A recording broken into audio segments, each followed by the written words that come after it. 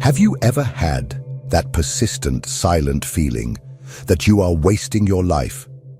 No matter how hard you try to keep yourself busy, surrounded by people, goals, obligations, deep down, it feels like something essential is missing, as if you are merely existing, not truly living.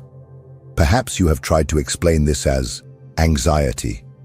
Maybe a doctor has called it depression, and perhaps they prescribed something to silence that discomfort.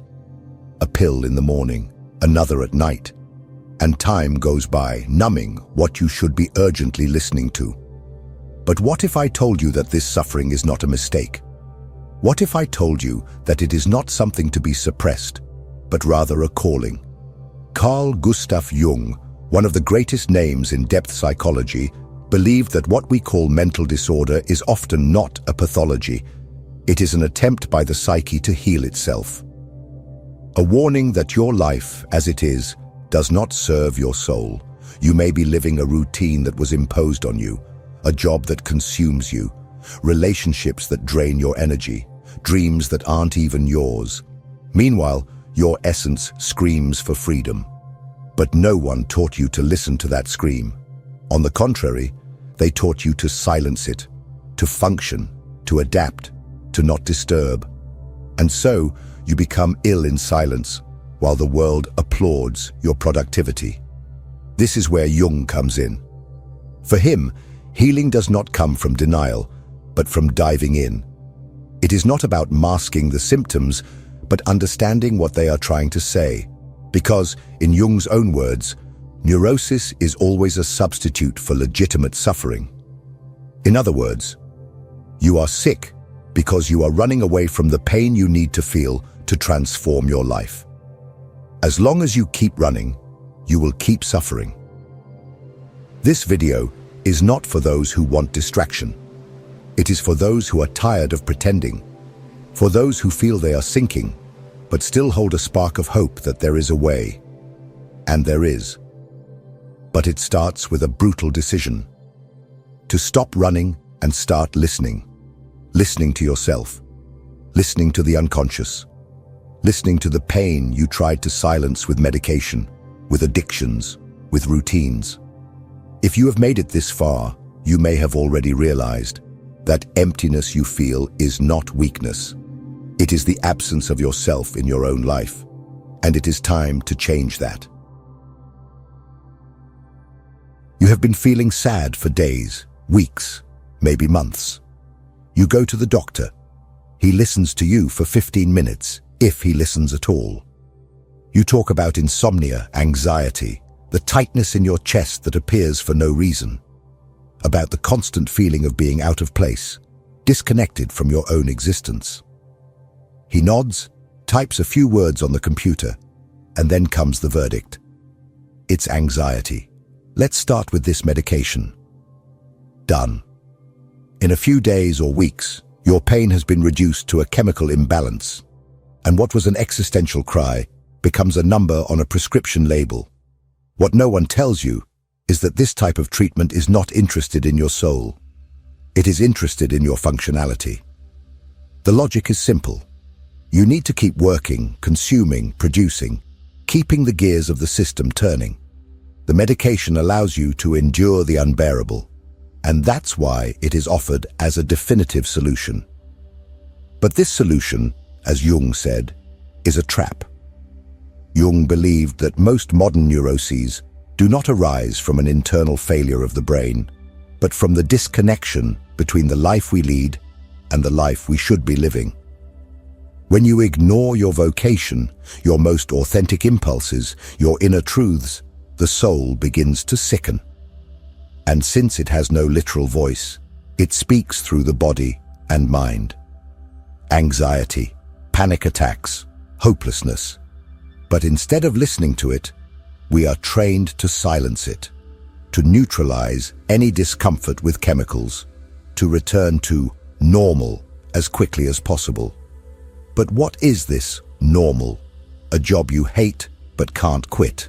Superficial relationships that serve to maintain appearances, empty goals, mechanical routines, and a constant feeling that you are surviving instead of living. The anxiety you feel is not a failure.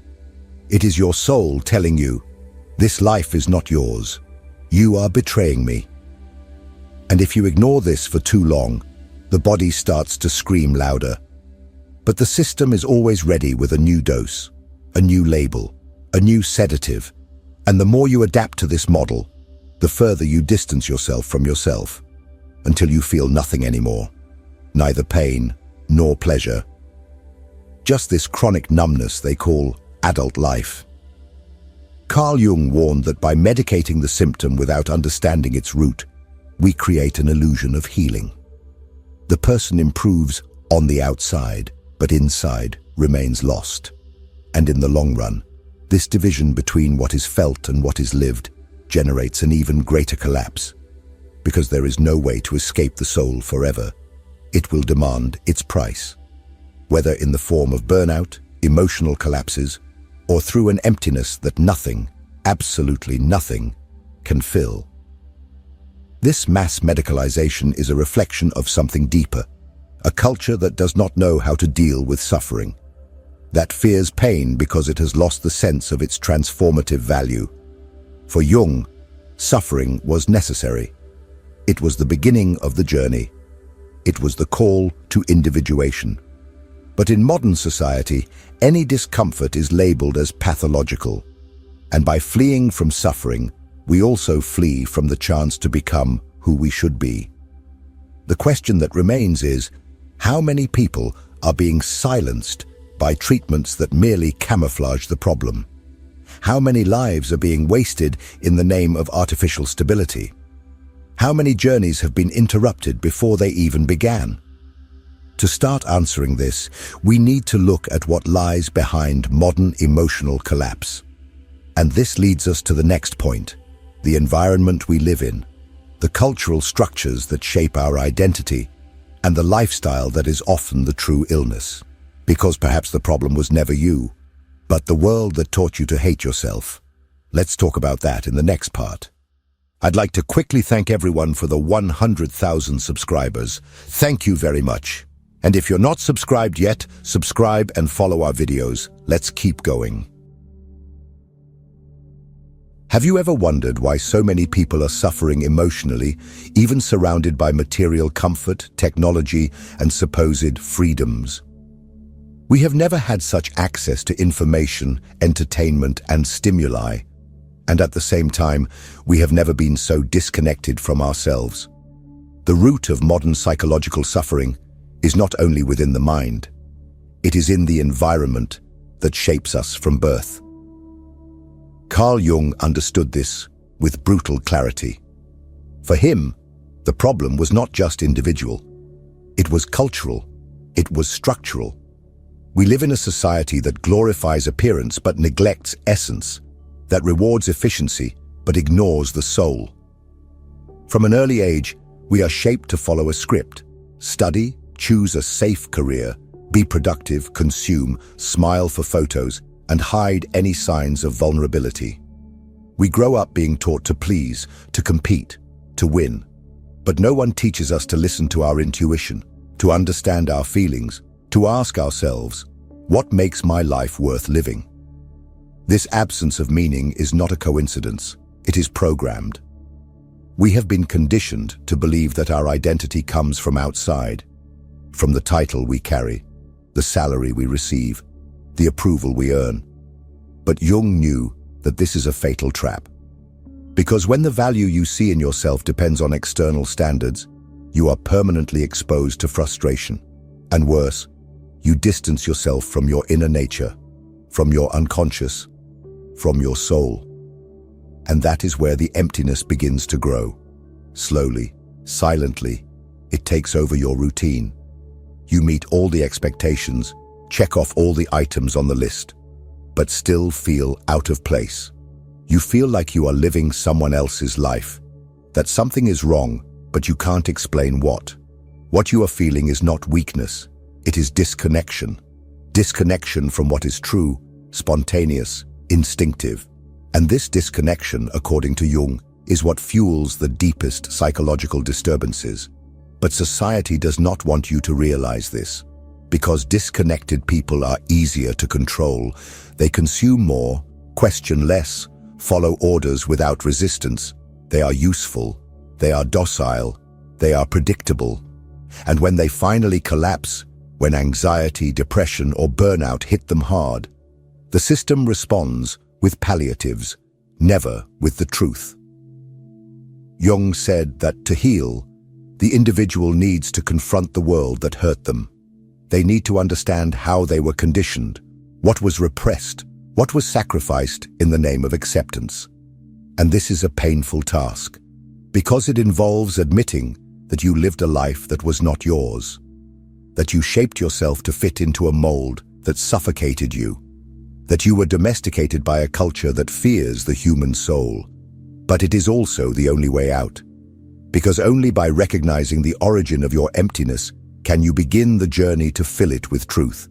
And this journey has a name: individuation, the deep and transformative process that Jung believed to be the true path to healing. In the next part, we will dive into this journey. What does it mean to individuate? How is it possible to integrate the forgotten parts of oneself and finally build a meaningful life? The answer requires courage, but also surrender. Let's move forward.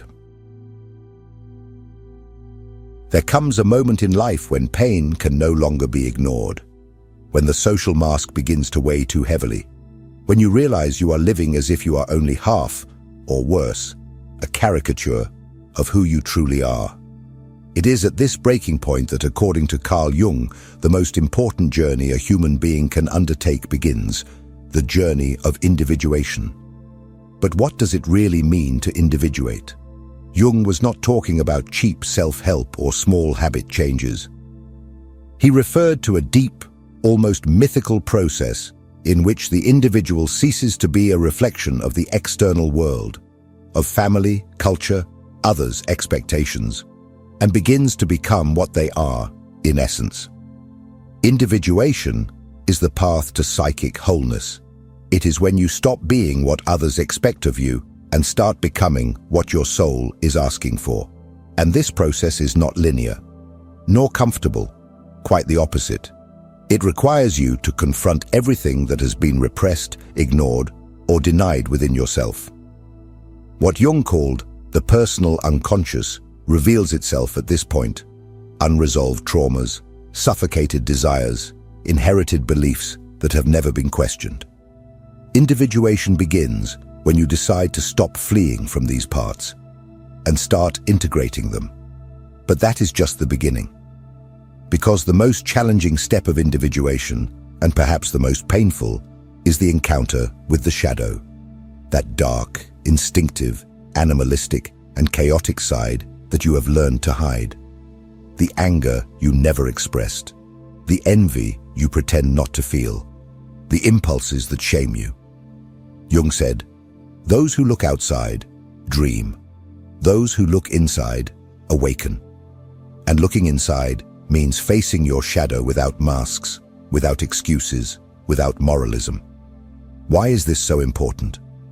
Because the shadow, if ignored, controls you without you realizing it. But if integrated, it becomes a source of power, of authenticity, of vital energy. It is only possible to live a true life when you stop fighting against yourself and start reconciling with everything that inhabits you. Individuation is that, the reconstruction of inner unity, the reconnection with the self, the regulating center of the psyche, the living wholeness that you are in potential. And here lies the great irony. While the world says you need to improve, Jung said you need to become whole. No longer perfect, but real. No longer fitting, but free. The healing you seek is not in fitting better into the world, but in aligning your inner world with the truth of your being. This process can be lonely. It can be arduous, but it is also the only one that offers real meaning to existence. Because when you start living from your center, everything changes. Your choices change, your relationships change, your way of suffering changes. Suffering ceases to be a punishment and becomes part of a deeper transformation. But here arises an inevitable question. Why do so many people live distant from this journey? Why do so many remain anesthetized, repeating patterns, avoiding confrontation with their own soul?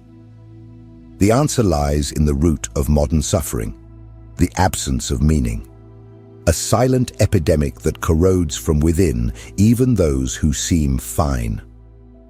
This is what we will talk about in the next part. Because perhaps your pain is not a problem. Perhaps it is a symptom of a much deeper truth, that your life until now did not have a clear purpose.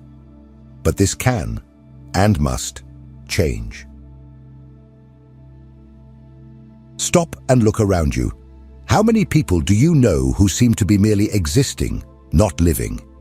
How many follow an automatic routine marked by empty commitments, superficial distractions, and a fatigue that no amount of sleep can resolve? Carl Jung knew that this type of suffering was not casual. It was structural. It was existential. According to him, much of the psychological suffering of modern humans comes from a single and brutal realization. Life has lost its meaning. And we are not talking about meaning as a grand cosmic mission or an unattainable utopia. We are talking about personal purpose, about alignment between what one does and who one is, about living according to an internal truth, and not under the external demands of a world that idolizes success but kills the soul. Jung observed in his patients that the deepest symptoms, anxiety, depression, apathy, anguish, often disappeared when the individual began to build a meaningful life. Not when they took medication, not when they made money, but when they found a why. Because deep down, you can endure almost any pain if you know why you are living. But without that meaning, even the most intense pleasures become mundane. Even the most ambitious goals sound empty. And that is exactly what we are experiencing today. An epidemic of emptiness. People tired not just from an excess of tasks, but from a lack of purpose.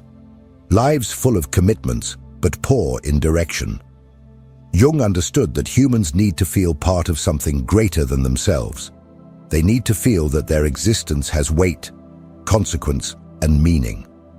Without this, they collapse internally. Suffering turns into disorientation.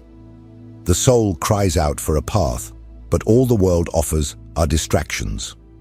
Likes, series, self-help promises, productivity techniques, miraculous courses, all trying to fill a void that can only be filled with truth. And the truth is that many are living a life they did not choose. They were pushed into paths that please others, but betray them internally. They chose professions that have no connection to their values. They maintain relationships that weaken them. They inhabit cities that suffocate them. They repeat routines that erase them day after day. And the body feels it. The mind collapses. The soul contracts. There is no remedy for the absence of meaning. Because what is missing is not serotonin. It is direction. It is not dopamine. It is identity. And this is where Jung's deep psychology becomes urgent. Because he did not simply want people to function. He wanted them to live authentically. To have the courage to say, "This life is not mine, and I refuse to continue like this." But how to do that? How to start rebuilding meaning when everything around you seems designed to distract you from your essence? Jung had an answer. The reconnection with the unconscious. Because it is there, in the forgotten parts of oneself, that the key to your purpose resides. And that is what we will explore in the next part. How the unconscious, far from being just a repository of traumas, can become your greatest ally in healing. Because perhaps what you most avoid facing is exactly what you need to discover in order to finally live with meaning. If what you're hearing resonates with you, you'll find real value in my ebook, Beyond the Shadow. It breaks down Jung's core ideas and gives you tools to understand yourself more deeply. Link is in the pinned comment. Most people want to heal, but almost no one is willing to pay the price of healing. Because, contrary to what common sense sells, true transformation does not begin with positive affirmations or the creation of new habits. It begins with a confrontation, a dive, a descent into the depths of one's own soul. And that is precisely what Carl Jung taught us. There is no healing without contact with the unconscious. But what is this unconscious? For Jung, it was not a mere repository of repressed memories or past traumas. It was an entire universe, vast, symbolic, that holds all the parts of us that have been forgotten, denied, abandoned. Our most authentic impulses, our deepest fears, our most painful truths. Everything you tried to ignore is there, waiting. And why does this matter? Because what you do not face in the unconscious begins to govern your life without you realizing it. Jung clearly stated, what you do not bring to consciousness returns as fate. You think you have bad luck in love, but you unconsciously repeat the same patterns. You think you are sabotaged at work, but you unconsciously fear success. You think you are a victim of the world, but you are being controlled by old traumas that you have never confronted. The unconscious is like a dark mirror. It reflects exactly who you are, not who you would like to be. And that is why it is frightening. Because it shows truths that hurt. Because it reveals the facade of the masks you created to survive. Because it demands that you abandon the fantasy of control and embrace the reality of your inner complexity. But here lies the paradox. It is precisely in this confrontation that healing resides. Because the more you deny the unconscious, the more it dominates you. The more reactive, impulsive, and fragmented you become. On the other hand, the more you integrate it, the more whole you become. Jung called this process the expansion of consciousness, and it only happens when you stop running away and start listening. How to do this? Through dreams, symbols, art, silence, meditation, analysis. The unconscious does not speak with logic. It speaks with images, with sensations, with emotions that seemingly arise from nowhere. But it is not nothing. It is you. It is the part of you that was locked away, waiting to be recognized. And when you begin to listen to this part, something changes. You start to see yourself more clearly, to understand your decisions, to embrace your wounds, and above all, to reclaim your power. Because as long as you do not know what inhabits you, you are a hostage of others, of the past, of expectations, of culture. But when you courageously dive into the unconscious, you begin to free yourself. You understand that the anxiety that paralyzes you is not an enemy. It is a message. That the sadness that visits you is not weakness. It is a sign that something needs to die for something new to be born. This process is demanding. It requires time, patience, depth. It requires you to abandon the comfort of the surface. But it is also the only path that leads to authenticity. And it is from this authenticity that you rebuild your life, no longer as a puppet of the unconscious, but as a conscious creator of your own destiny.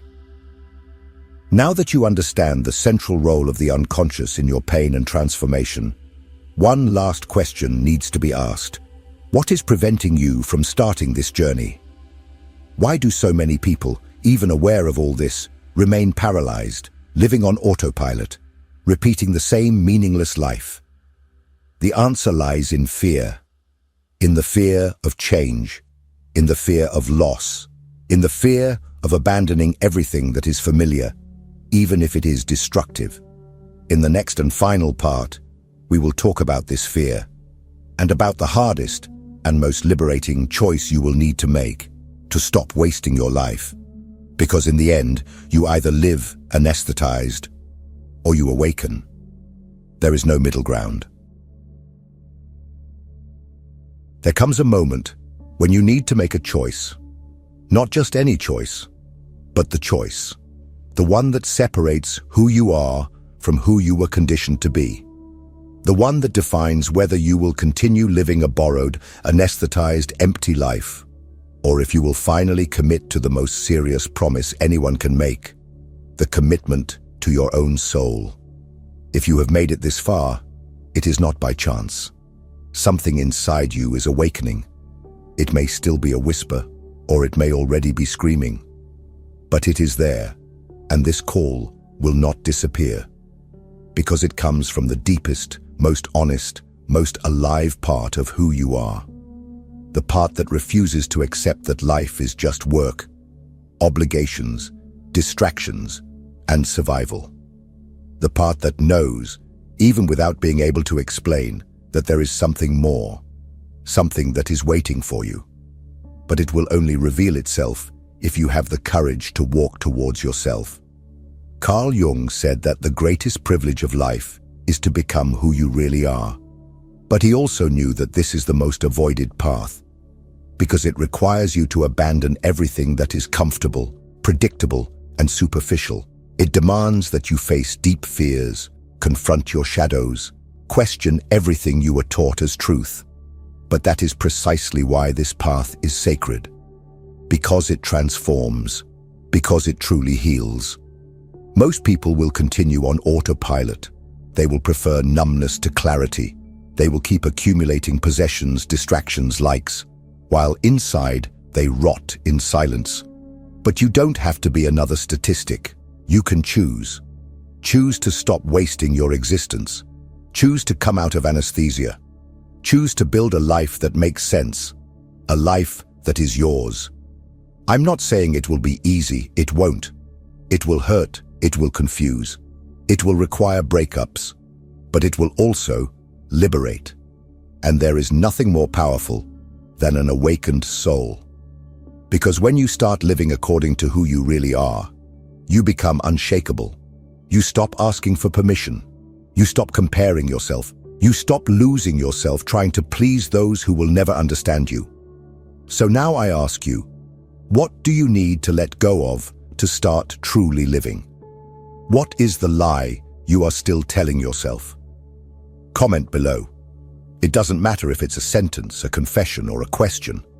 The simple act of writing is already a step out of numbness. It is already a gesture of presence, of choice, of awakening.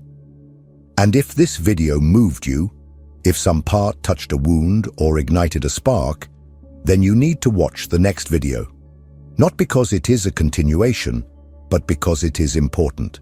Because if you have made it this far, it is because you are ready to go even deeper. And now, more than ever, it is time to continue.